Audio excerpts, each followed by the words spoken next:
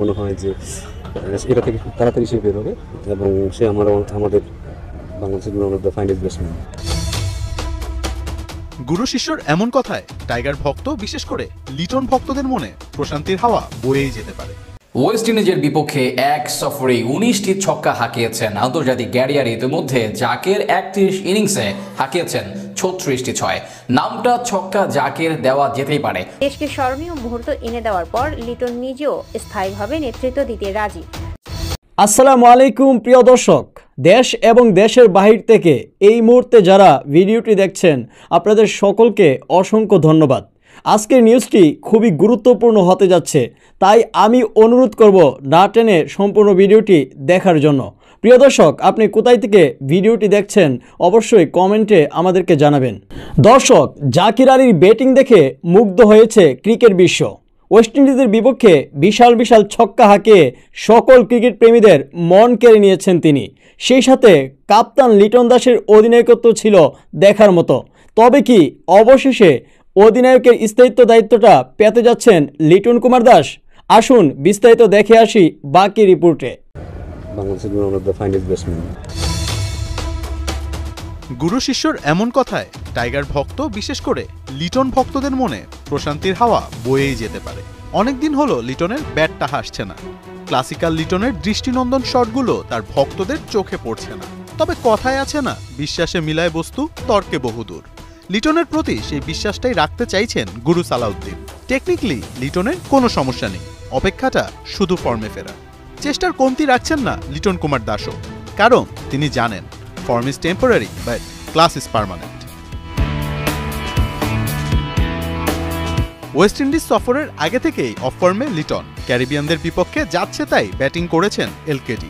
ODI থেকে টি-20 কোথাওই run করতে পারেননি তিনি। তবে একটা জায়গায় সবার মন জয় করেছেন লিটন কুমার দাস, তার আউটস্ট্যান্ডিং ক্যাপ্টেন্সি। টি-20তে লিটনের বুদ্ধিদীপ্ত এবং নিখুঁত ডিসিশনে বাংলাদেশ পেয়েছে সাফল্যর দেখা। প্রতি ম্যাচেই লিটন মাঠে দেখিয়েছেন তার ঠান্ডা মাথার কারিশমা। ঠিক সময় বোলিং চেঞ্জিং কিংবা ব্যাটারদের দুর্বলতা বুঝে ফিল্ড সেটআপ, সব ক্ষেত্রেই মুনশিয়ানা দেখিয়েছেন লিটন কুমার দাস। এছাড়াও মাঠে লিটনের কিছু স্ট্র্যাটেজিক ডিসিশনের কাছে ধরাশায়ী হয়েছে ক্যারিবিয়ান ব্যাটাররা। বিশেষ করে নিকোলাস পুরানের ব্যাটিংয়ের সময় শেখ মেহেদীকে বোলিংয়ে আনা। মজার ব্যাপার, প্রতিবারই মেহেদীর শিকার পুরান। এছাড়া পাওয়েলের ব্যাটিংয়ের সময় হাসান মাহমুদকে দিয়ে বোলিং করানো। এক কথায় লিটনের ছোট থেকে বড় প্রতিটি ডিসিশনই ছিল চতুর এবং দারুণ কার্যকরী। নাজমুল শান্তর ইনজুরির কারণে লিটনের উপর টি-20 ক্যাপ্টেন্সির দায়িত্ব আসে। ক্যাপ্টেন্সি নিয়ে কি ভাবছেন তিনি? বিসিবি যদি আমাকে দেয় আমি করতে রাজি আছি, এখানে দ্বিমত থাকার কোনো কথা না, আমি এটাতে এনজয় করতেছি। শান্ত জানিয়েছিলেন ক্যাপ্টেন্সিটা করতে চান না, বিসিবিকেও চিঠি দিয়েছিলেন তিনি। অন্যদিকে লিটন এনজয় করছেন নিজের অধিনায়কত্ব। লিটনের কাপ্তানিতেই প্রথমবারের মতো ক্যারিবিয়ানদের মাঠে তাদেরকেই হোয়াইট ওয়াশ করে টি-20 সিরিজ জেতে বাংলাদেশ। আজ বসছে বিসিবির সভা। তবে কি সব যদি কি? একটা কথার প্রচলন আছে, বাংলাদেশে যাই করে তাই রেকর্ড হয়ে যায়, ইতিহাস হয়ে যায়। বাংলাদেশের খেলোয়াড়দের ক্ষেত্রেও তাই, কিন্তু এই কথাটার সত্যতা বড় তেতো। ক্রিকেট আঙ্গনে যে এখনো তেমন কিছুই করা হয়নি বাংলাদেশের, তাই এখনো বাকি অনেক প্রথম দেখার। আর প্রতিটি প্রথম পাওয়াই তো হয়ে যায় ইতিহাসের অংশ। এই যেমন ইতিহাস গড়ে উইন্ডিজকে প্রথমবার হোয়াইট ওয়াশ করেছে টি-20তে, তাও আবার তাদেরই মাটিতে। আর সেখানে ব্যাট হাতে নায়কের নাম জাকির আলী অনিক। বেশ কিছু রেকর্ডও তিনি নিজের নামে করেছেন। ব্যাট হাতে এই কঠিন পিচেও তিনি 3 ইনিংসে করেছেন 120 রান, বিশেষ করে শেষ ম্যাচেই করেছেন 72 রান। কিন্তু এই পুরো সফর জুড়েই জাকির ছিলেন অসাধারণ। টেস্টে তরুণ এই ব্যাটার কঠিন সময়ে দলের হাল ধরেছেন। ওয়ানডেতে দারুণ করেছেন, তবে বোলিং ব্যর্থতায় জিততে পারেননি। টি-20তে গড়েছেন ইতিহাস। এই সফরে জাকির আলী অনিক দেখিয়েছেন বাংলাদেশের খেলোয়াড়দের কবজিতেও জোর আছে। এই এক সফরে 3 ফরম্যাটেই জাকির আলী অনিক হাঁকিয়েছেন 19টি ছয়। জাকিরের ব্যাপারে আরও বলতে গেলে ক্যারিয়ারে এখন পর্যন্ত 31 ইনিংসে হাঁকিয়েছেন 36টি ছয়ের মার। কিন্তু জাকিরের এই সফরের 4 ছয়ের আলাদা ডাটাও বেশ সমৃদ্ধ। এই যেমন জাকির এই সফরে 19 ছয়ের সাথে হাঁকিয়েছেন 33টি 4, অর্থাৎ 4-6 মিলিয়ে 52 বার বল সীমানা ছাড়া করেছেন শুধু ওয়েস্ট ইন্ডিজের বিপক্ষে এবারের সফরেই। সর্বশেষ ম্যাচে জাকের আলী অনেক করেছেন অপরাজিত ৭২ রান। টি-20তে 5-এ নেমে বাংলাদেশের কোনো ব্যাটসম্যানের সর্বোচ্চ এটি। আগের সর্বোচ্চ 63 তাওহিদ হৃদয়ের গত অক্টোবরে হায়দ্রাবাদে ভারতের বিপক্ষে করেছিলেন। তবে এই কঠিন পিচে জাকেরের এই রান অতুলনীয়। এই ম্যাচে 6টি 6 হাঁকিয়েছেন তিনি। টি-20তে ক্যারিয়ারের দ্বিতীয়বার এক ম্যাচে 6টি ছক্কা মেরেছেন জাকের আলী অনেক। বাংলাদেশে আর কোনো ব্যাটসম্যান একাধিকবার 5টি ছক্কাই মারতে পারেননি টি-20 ক্যারিয়ারে।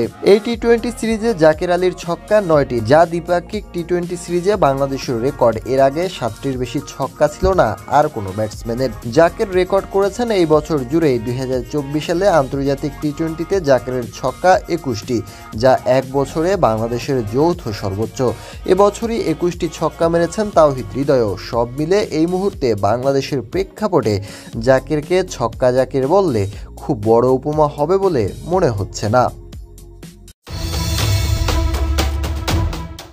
ব্যাট হাতে রান না পেলেও অধিনায়ক হিসেবে দারুণ সফল লিটন দাস। তার নেতৃত্বে প্রথমবার ওয়েস্ট ইন্ডিজকে টি-20 সিরিজে হোয়াইট ওয়াশ করেছে বাংলাদেশ। এমন সাফল্যের পর এই ফর্মেটে তাকে অধিনায়ক করা হবে কিনা এমন প্রশ্ন উঠতে শুরু করেছে। বিসিবিও স্থায়ী অধিনায়ক খুঁজছে। গত অক্টোবরে জাতীয় দলের নেতৃত্ব ছাড়ার ইঙ্গিত দিয়েছিলেন নাজমুল হোসেন শান্ত। ইনজুরিতে দলের বাইরে থাকা শান্তর জায়গায় ওয়েস্ট ইন্ডিজ সফরে টেস্ট ও ওয়ানডের নেতৃত্ব দিয়েছেন মেহেদী হাসান মিরাজ। তবে টি-20তে অধিনায়কের দায়িত্ব পালন করেছেন লিটন। দেশকে স্মরণীয় মুহূর্ত এনে দেওয়ার পর লিটন নিজেও স্থায়ীভাবে নেতৃত্ব দিতে রাজি। তবে সিদ্ধান্তের বলটা বাংলাদেশ ক্রিকেট বোর্ডের কোর্টে ছেড়ে দিলেন তিনি। তৃতীয় ম্যাচ শেষে অধিনায়কত্ব নিয়ে প্রশ্ন করলে তিনি বলেন, বিসিবি যদি চায় অধিনায়কত্ব করতে রাজি আছি। দ্বিমত থাকার কথা না, এটা উপভোগ করছি। অধিনায়কত্ব করতে গিয়ে যে সাফল্য পেয়েছেন সেজন্য দলের বলারদের কৃতিত্ব দিয়ে লিটন বলেন, বলাররা ভালো করলে অধিনায়কত্বের কাজটা সহজ হয়ে যায়। আমাদের বলাররা এখন নিজে থেকে জানে কিভাবে ফিল্ডিং সেট আপ করতে হয়। এতে আমার কাজটা অনেক সহজ হয়ে গেছে। এতদিন ক্রিকেট খেলার অভিজ্ঞতা থেকে অনেক সিদ্ধান্ত নিয়েছি। বলাররা যেভাবে সামর্থ্য দেখাচ্ছে তাতে মাঠ নিয়ন্ত্রণ করা আমার জন্য সহজ হচ্ছে। নিজের ব্যাটিং ব্যর্থতা নিয়েও কথা বলেছেন লিটন। ফর্মে ফিরতে কাজ করছেন বলেও জানালেন তিনি। ব্যাটিং নিয়ে সালাউদ্দিন। সম্মানিত দর্শক, আমি আশা করছি আপনারা সম্পূর্ণ ভিডিওটি দেখেছেন। সম্পূর্ণ ভিডিওটি দেখার পর অবশ্যই কমেন্টে আপনার মূল্যবান মতামত আমাদেরকে জানাতে ভুলবেন না। আর লিটন কুমার দাসের অধিনায়কত্ব নিয়ে আপনি কি বলতে চান? লিটন কুমার দাসকে কি আপনি বাংলাদেশ জাতীয় দলের টি-20 ফরম্যাটে স্থায়ী অধিনায়ক হিসাবে দেখতে চান? অবশ্যই সে সম্পর্কে কমেন্টে জানাবেন আমাদেরকে। প্রিয় দর্শক, আজকে এ পর্যন্তই। আগামী ভিডিওতে দেখা হবে আপনাদের সাথে। সবাইকে অসংখ্য ধন্যবাদ এতক্ষণ আমাদের সাথে